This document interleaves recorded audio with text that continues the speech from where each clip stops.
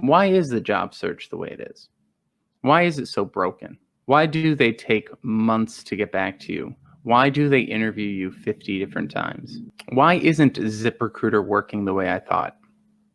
They promised me if I just put in my application and let them do the work for me, that they would find me a job. Why isn't ZipRecruiter working for me?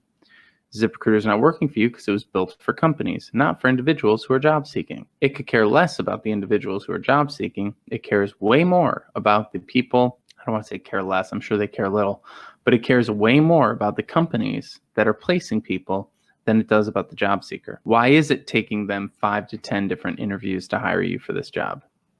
It's taking them 5 to 10 different interviews because they have poor management.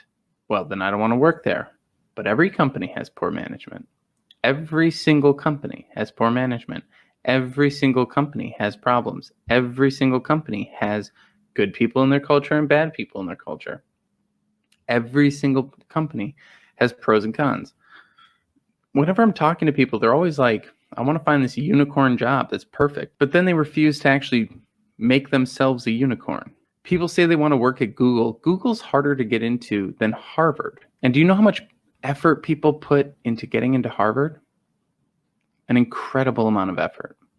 How much effort did you put into getting that job at Google? You apply, you hit easy apply on LinkedIn, you're not going to get that job. There's so much in the job search that I feel like people are just afraid to face. So many realities of the job search that people are afraid to face. Why is this thing the way it is? There is a reason.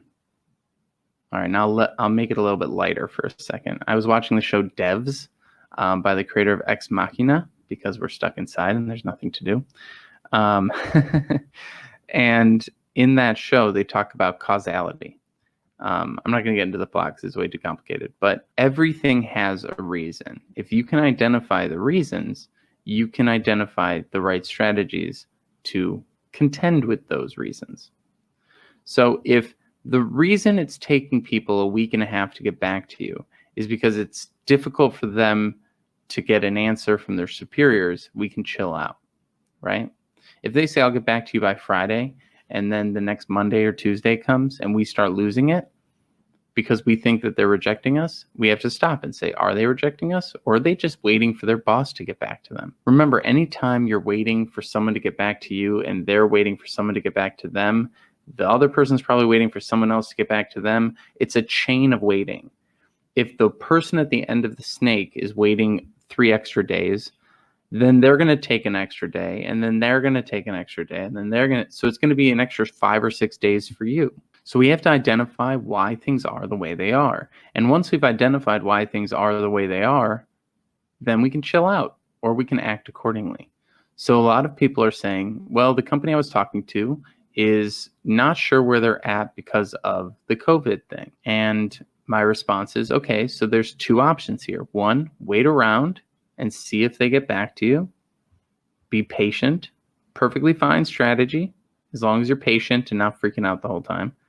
Or number 2, put together a 30, 60, 90 plan that makes it easier for them to onboard you and hire you. So there's always something you can do. Either calm yourself down or take action. But sitting in worry is the worst possible approach.